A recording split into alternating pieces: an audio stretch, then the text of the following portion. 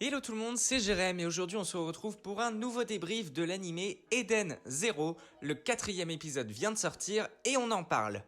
Dans ce 4e épisode intitulé Un homme nommé Wise, on retrouve notre groupe dans le labo du docteur lorsqu'un homme de main d'un certain Sibyl les attaque, ceux qui profitent à Wise pour éviter ce combat et s'enfuir.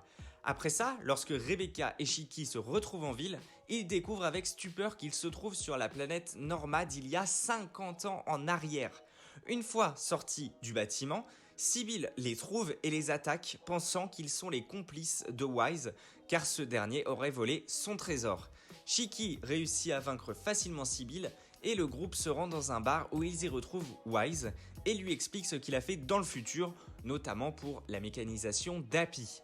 Rebecca apprend que le trésor volé de Sibyl est une mystérieuse mallette scellée. Comme à son habitude, Shiki s'en empare pour l'ouvrir et un androïde anti-machine apparaît depuis la mallette. Wise pensait qu'il s'agissait d'argent, mais pas du tout, il s'agit de Pino, un robot qui permet d'arrêter les ondes électromagnétiques alentour. Le robot se présente, mais semble quelque peu déboussolé, puis vient à s'enfuir afin de retrouver son maître originel, et Wise la suit. On apprend d'ailleurs que Wise faisait partie à l'époque de la bande à Sibyl, mais qu'il l'a quitté récemment. Après ces événements, Shiki souhaite aider Pino, mais Rebecca répète de ne pas interférer avec le temps au risque de tout chambouler dans le futur.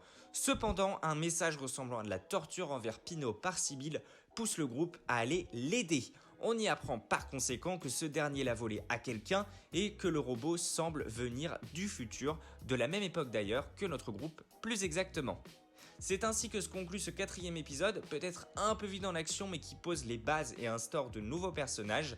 Le personnage de Pino a été indiqué comme étant la mascotte du manga et donc de l'anime, au détriment d'Happy, donc j'ai hâte de voir l'importance qu'elle va avoir dans l'anime par la suite.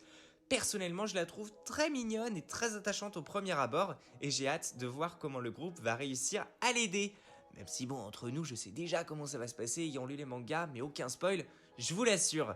Donc voilà, c'est tout pour ce débrief du 4e épisode d'Eden Zero. J'espère qu'il vous a plu. Si c'est le cas, n'hésitez pas à me le dire en commentaire et à vous abonner. Et nous, on se retrouve la semaine prochaine pour le débrief du prochain épisode. Allez, salut tout le monde!